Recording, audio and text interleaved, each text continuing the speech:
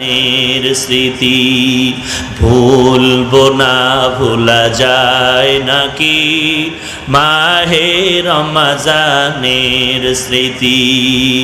আল্লাহর সেই পবিত্র কালাম মহাগ্রন্থ আল কুরআন, কি মহিমা এ মাসেই হয়েছে তারা আগমন। এক নেকে ৭০ রহমান, দিন নফল ফরজ সমান। রহমত বরকত না জ্বালাও আমলের বাতি, ভুলবো না, ভোলা যায় নাকি মাহে রমজানের স্মৃতি। ভুলবো না, ভোলা যায় নাকি মাহে রমজানের স্মৃতি। এ মাসের কত ফজিলত জানো কি মুসলিম জাতি,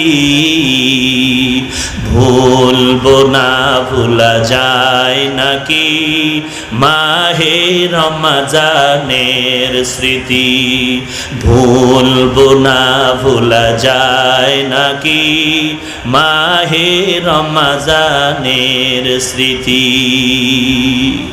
খারাপ লাগে আপনাদের? আল্লাহ তাআলা বলেন, ও রোজাদার, রোজার ফজিলত বান্দা তুমি রোজা রাখো। আল্লাহ তাআলা বলেন, নবী উম্মতের জানায় দেন, ও রোজাদার তুমি আমার, আমি আল্লাহ তোমার। তবে সব রোজাদারকে আল্লাহ বলবেন না তুমি আমার, আমি তোমার। আমাকে বরিশালে কলা গাছের সাথে একটা প্রাণী সারাটা দিন বসবাস করে, আমাদের দেশে বলে কলা বাদুর, আসেনি? সারাটা দিন তাকায় দেখো, ওই কলা গাছের সাথে বাদুরটা সারাটা দিন ঝুলে থাকে, পানাহার করে না, চোখ বন্ধ। কারণ ও রোজা রাখছে আল্লাহর মহব্বতে। এই জন্য না, না, ও সারাটা দিন পানাহার না করার কারণ, একমাত্র কারণ হলো ওর চোখ দিয়া সূর্যের তাপ সহ্য করতে পারে না। সূর্যের তাপের ভয়ে সারাটা দিন চোখ বন্ধ করে কলা গাছের সাথে ঝুলে থাকে। সন্ধ্যাবেলা যখন সূর্যটা অস্তমিত হয়, তখন চোখ খুলে পানাহার শুরু করে, খানা দানার জন্য দৌড়ায়। আমার মুসলমান রোজাদার, সারাটা দিন তুমি রোজা রাখলা, গুনার কাজও করলা, মিথ্যা বন্ধ নাই, গালিও বন্ধ নাই, ক্যারাম বোর্ড খেলা বন্ধ নাই, লুড্ডু খেলা বন্ধ নাই, বেপরদা বন্ধ নাই, জুলুম বন্ধ নাই। তাহলে তোমার রোজাটা হবে ওই কলা গাছের বাদুরের মতো উপবাস। তোমার মতো রোজাদারকে আল্লাহ বলবেন না তুমি আমার, আমি তোমার।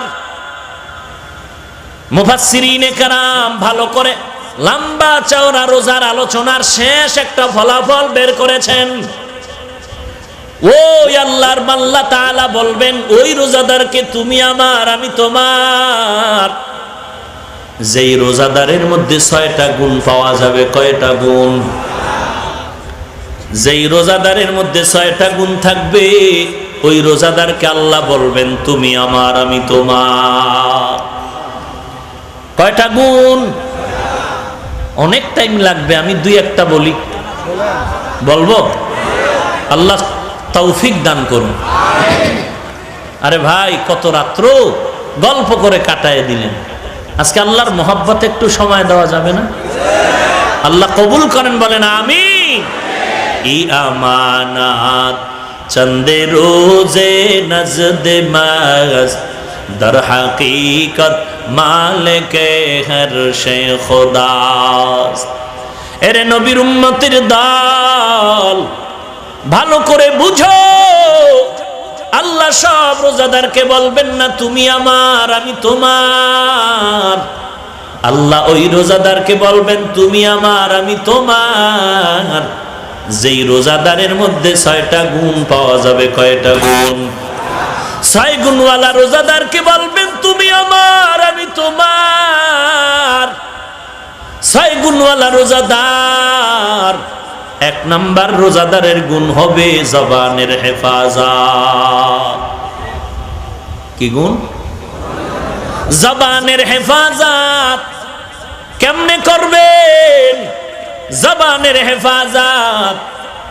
জবানের হেফাজত করবেন 1 নম্বরে বেশি বেশি মিথ্যা বলা, 2 নম্বরে গালি দেওয়া, 3 নম্বরে কারো না কারো গীবত শিকায়াত করা। সবই বুঝেন, এরপরও করেননি, তাই না না কয়ে লাভ কি? হ্যাঁ, কা হুজুর দাওয়াত, আলহামদুলিল্লাহ, কা আপনার বাড়ি, কা নাউজুবিল্লাহ। হ্যাঁ, 6 গুণওয়ালা রোজাদারকে বলবেন আল্লাহ তুমি আমার আমি তোমার। 6 গুণের ভেতর 1 নাম্বার গুণের নাম হলো জবানের হেফাজত। জবানের হেফাজত যদি করতে চাও 1 নাম্বার গুণ মিথ্যা কথা বলা যাবে না। বলা যাবে? মিথ্যা মানুষকে ধ্বংস করে দেয়। ওয়াইলু ইয়াউমাইযিল লিল মুকাদ্দিবিন। আল্লাহর কোরআনের আওয়াজ। মিথ্যা যারা বলবে তাদের জন্য ওয়াইল নামক জাহান্নাম নির্ধারণ করা। আমাকে গুছাইয়া বয়ানটা শেষ করার একটু সুযোগ দেন। আমি উঠা বসা খোদার কসম সইতে পারি না। আমার 2টা লাথি মারলে এত কষ্ট পাই না। আর কেমনে বুঝাইতাম আপনাদেরকে?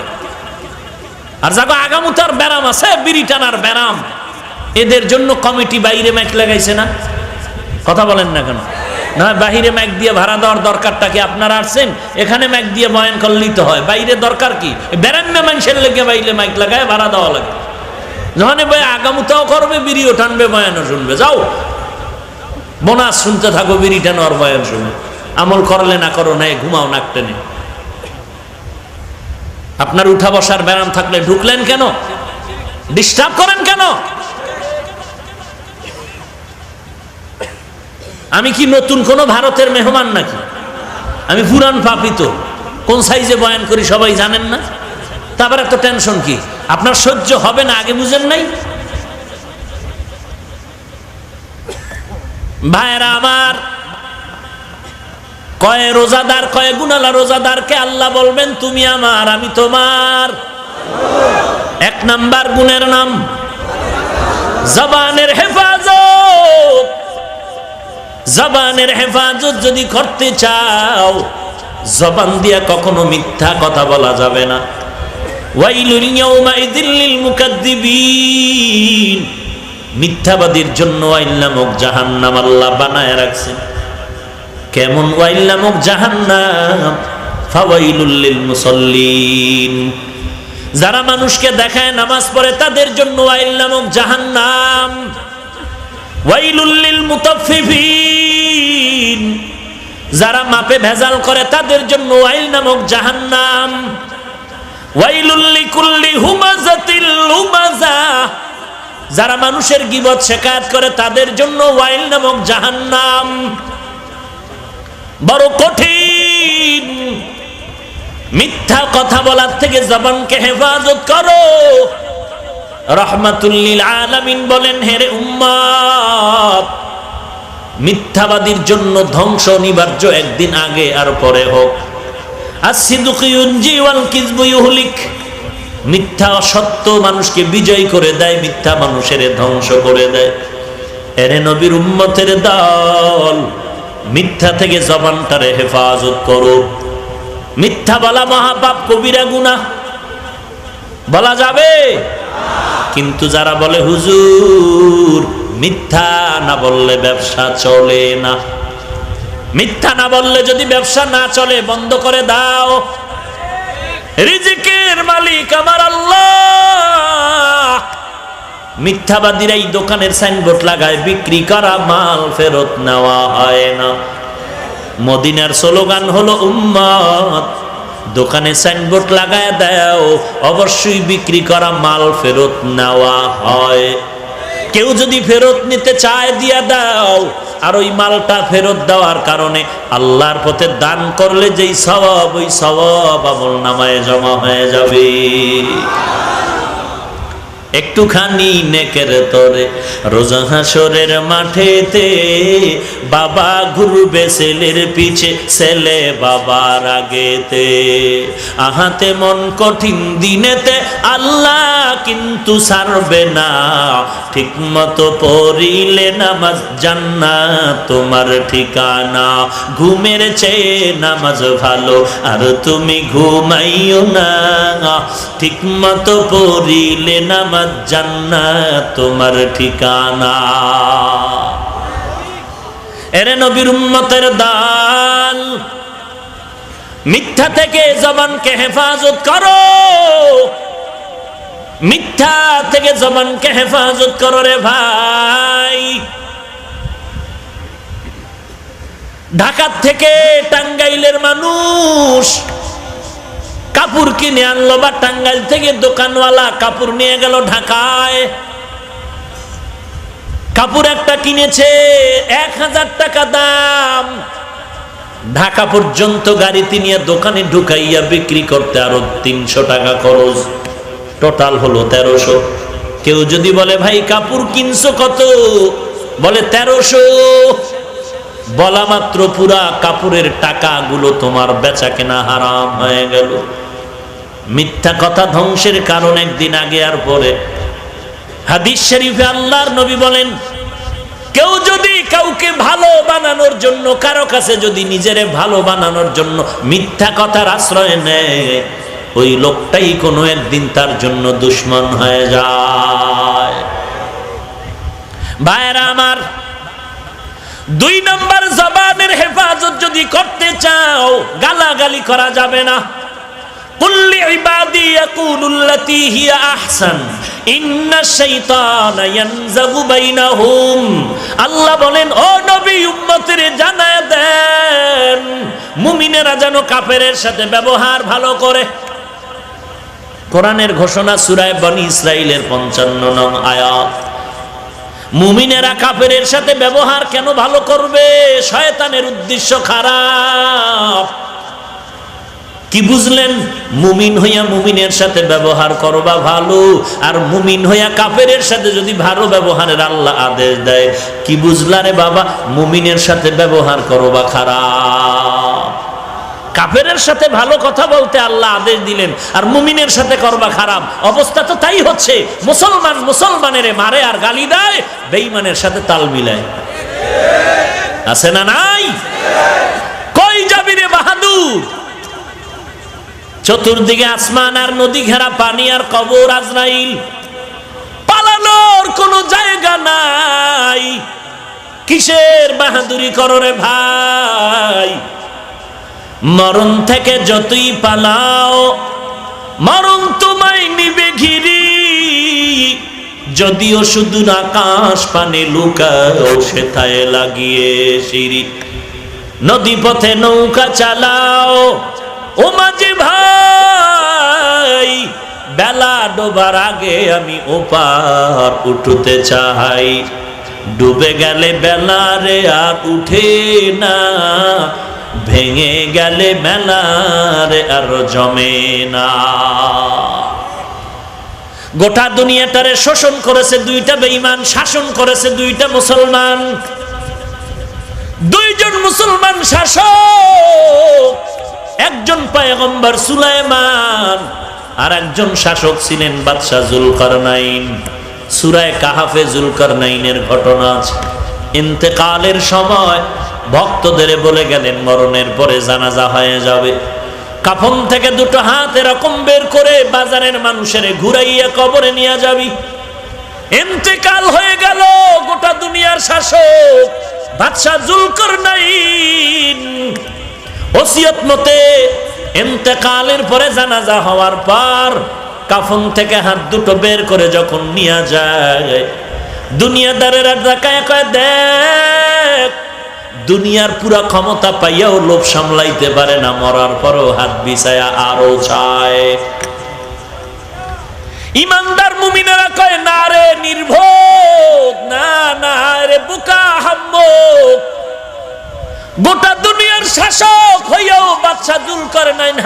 দিয়া ইশারা করে গেল, ওরে দুনিয়ার ক্ষমতার টাকার পাগল, আমি বাদশা জুলকারনাইন গোটা দুনিয়ার ক্ষমতা পাওয়ার পরেও আজকে খালি হাতে আমি কবরে রওনা দিলাম। এ জীবনে না করিলাম বন্দেগি, গুনাহ করে কাটাইলাম জিন্দেগি। এ জীবনে না করিলাম বন্দেগি, গুনাহ করে কাটাইলাম জিন্দেগি। তওবা করে আবার তওবা ভাঙ্গিনা, তওবা করে আবার তওবা ভাঙ্গিনা, অবশেষে খাঁটি তওবা করিলাম, অবশেষে খাঁটি তওবা করিলাম। এরে আল্লাহর বান্দা, ও যুবক, আমিও তোর মতো যুবক, তুইও আমার মতো যুবক, তুইও এই দেশের নাগরিক, সূর্যের আলো বাতাসেই বড় হয়েছ, আমিও হয়েছি। তুইও যেই গাছের ফল খাও, আমিও সে গাছের ফল খাই। তুই যেই নদীর মাছ খাইতেছ, ওই নদীর মাছ আমিও খাই। এ যুবক, টুপির কারণে, দাড়ির কারণে, লম্বা জামার কারণে মাথা নষ্ট হয় নাই। তোমার কাছে কত বিনয়ের সাথে ক্ষমা চেয়েছে, বলি বাবা নামাজ পড়ো, টুপি মাথায় দেও। তুমি আমাকে বলো হুজুর টুপি মাথায় দিলে মাথা গরম হয়ে যায়। এরা যুবক, বিবেকের সাথে বেঈমানি করিস না রে ভাই। একটু চিন্তা কর, আমিও যুবক, তুইও যুবক। তোর মাথায় টুপি দিলে মাথাটা গরম হয়ে যায়, আর আমার মাথায় টুপি না দিলে মাথাটা গরম হয়ে যায়। একটু চিন্তা কর, স্বাধীন বাংলাদেশে আমিও যদি আজকে শার্ট প্যান্ট টাই লাগায় দাড়ি কামায় ঘুরতাম, কেউ আমাকে বাধা দেওয়ার শক্তি ছিল না। কেন টুপি পরলাম, মাথা গরম হয়, তুই বুঝলি আমি বুঝি না, এমনটা না। না, লম্বা জামা পরেছি, শরীর গরম, তোরটা হয় আমারটা হয় না, এমনটা বুঝিস না রে বাবা। দাড়িটা রেখেছি, কোরআন পড়েছি, না খায় মরে যাইতে হবে, তুই বুঝলি আমি বুঝি না, ব্যাপারটা এমন নয়। বরং এই টুপির কারণে কত গালি, দাড়ির কারণে গালি, লম্বা জামা পরেছি গালি আর গালি। কত মানুষ বাঁকা নজরে টুপিওয়ালা বলে গালি দেয়। ফেসবুকটা খুলিয়া দেখ, সমালোচনার কোনো শেষ নাই। এত বিনয়ের সাথে পায়ে ধরে ধরে নরম ভাবে কথা বলি, এরপরও আমার বিরোধিতার অভাব নাই। কেন কেন এত বিরোধিতা? এরপরও রে বাবা অন্তরের দমন করতে পারি না। এরে নবীর উম্মতের দল, আল্লাহর কোরআনের মোহাব্বত নিয়ে বলছি, মনটারে বেজার করিস না রে যুবক। হাটাজারির হুজুর হেলিকপ্টারে দৌড়ায় কেন? চরমনার হুজুর দৌড়ায় কেন? অলিপুরি সাহেব দৌড়ায় কেন? দেওবন্দের হুজুর দৌড়ায় কেন? হাফিজুর রহমান হেলিকপ্টারে দৌড়ায় কেন? বাবা কেন কেন না করিয়া যদি একটু মহাব্বতের চিন্তা করতি, হাফিজুর রহমানের 14 গোষ্ঠীর বিক্রি করলেও হেলিকপ্টারের ভাড়া হয় না। এরপরও দিন দিন প্রতিদিন দৌড়ায় কেমনে? হাফিজুর রহমানের বাবার টাকায় না। এটা একমাত্র আমার আল্লাহর কোরআন আর নবীর আদর্শের বরত্ব আর সম্মান। মুসলমান তো খুশি হবি, বেঈমান বিরোধিতা করবে, মুসলমান খুশি হবা, ওলামায়ে কেরামের সম্মান হবে, এটা তো গৌরবের কথা, সমালোচনার কথা নয়। আর এটা তো দুনিয়ার টাকার গরম না, এটা নবীর আদর্শের গরম। তোমাকে আমি বুঝাইতে পারবো না। গোপালগঞ্জে সেদিন বয়ানে যাব, যিনি দাওয়াত দিলেন তিনি গোপালগঞ্জের এক সন্তান, ঢাকায় থাকেন, বলে হেলিকপ্টারে নিয়ে যাও। আমি বললাম কেন রে ভাই? বলে আমার এতিমখানা মাদ্রাসা, আমি ওই ছাত্রদের দেখাইতে চাই কোরআন শরীফ পড়লে আলেম হইলে সম্মান কমে না, বরং সর্বোচ্চ সম্মান পায় কোরআনওয়ালারা। আসো আমাদের ঢাকায় আসো, ম্যাজিস্ট্রেটের ছেলে কোরআন পড়ে, ডিসির ছেলে কোরআন পড়ে, এমপি মন্ত্রী র্যাব আর্মি পুলিশের সন্তানেরা কোরআন পড়ে। বুঝতে পেরেছে হারায় ফেললাম, জীবনটারে নষ্ট করেছি, এখন থেকে আর আমরাই ভুল করব না। নিজের জীবনের কামাই করা টাকা খাইতে 10টা ছেলে লাগবে 100 বছর। অতএব আমার ছেলেটারে ডবল এমএ পাস করাইয়া লন্ডন পাঠাইয়া 5 লাখ টাকার বেতনের দরকার নাই। আমি চাই মরার পরে যেন সন্তান আমার জানাজার ইমামতি করতে পারে। এরে নবীর উম্মতের দল, অনুরোধ করে বলছি রে যুবক, 2টা পাও যদি আগায় দিতি, আমি তোর পায়ে হাত রেখে বলতাম আমার নবীর আর কাঁদায়ও না, নবীর বিরোধিতা করিও না। আল্লাহর মোহাব্বত নিয়ে এই রমজান মাস আসতেছে, বরকতের মাস, তওবা কবুলের মাস। আল্লাহর দরবারে কান্না করো, দোয়া চাও রে মালিক, এই ময়দানে আমার মতো গুনাহগার আর কেউ নাই। ও আল্লাহ, শয়তানের ধোকায় পড়ে গুনাহ করেছি রে যুবক। কেন এত কষ্ট করে টুপি পরি, নামাজ পড়ি, পর্দা করি? একমাত্র কারণ আল্লাহর কোরআন পড়লাম, নবীর হাদিস পড়ে দেখলাম একটা কথাও মিথ্যা নাই। কারা জান্নাতে যাবে, কারা জাহান্নামে যাবে, আল্লাহ স্পষ্ট বলেছেন, ইন্নাল আবরারা লাফি নাঈম ওয়া ইন্নাল ফুজ্জারা লাফি জাহিম। নেক আমলওয়ালারা জান্নাতে যাবে, গুনাহগারেরা জাহান্নামে যাবে।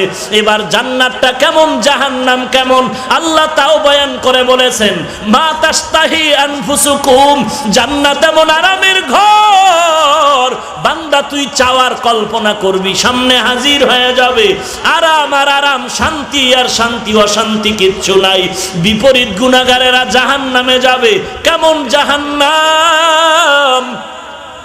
আল্লাহ জাহান্নামের কথাটাও বয়ান করে বলেছেন, ওয়াইলুল লিকুল্লি হুমাযাতিল লুমাযাহ আল্লাযী জামাআ মালান ওয়া আদ্দাদা ইয়াহসাবু আন্না মালাহু আখলাদা কাল্লা লা ইউমবাযান্না ফিল হুতামা ওয়া মা আদরাকা মাল হুতামা নারুল্লাহিল মুকাদা আল্লাতী তাত্তালিউ আলাল আফইদা আল কারিআতু মাল কারিআ ওয়া মা আদরাকা মাল কারিআ আলহাকুমুত তাকাসুরু হাত্তা যুরতুমুল মাকাবির ইযা যুলজিলাতিল আরদু জিলজালাহা ওয়া আখরাজাতিল আরদু আসকালাহা আরাআইতাল্লাযী ইউকাযযিবু বিদ্দীন ফাযালিকাল্লাযী ইয়াদউল ইয়াতীম ওয়া লা ইয়াহুদ্দু আলা তাআমিল মিসকিন ফাওয়াইলুল লিল মুসাল্লিন।